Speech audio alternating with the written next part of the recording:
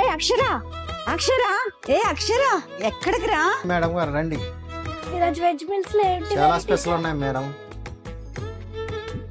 అక్షర ఏంటి బూర్లు ఏంటి?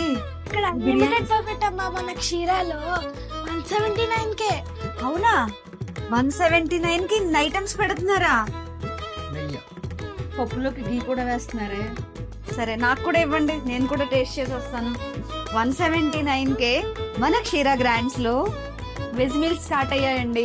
మన నిజాంపేటలో ప్రతి ఒక్కరూ కూడా వచ్చి ఒక్కసారి టేస్ట్ చేయండి.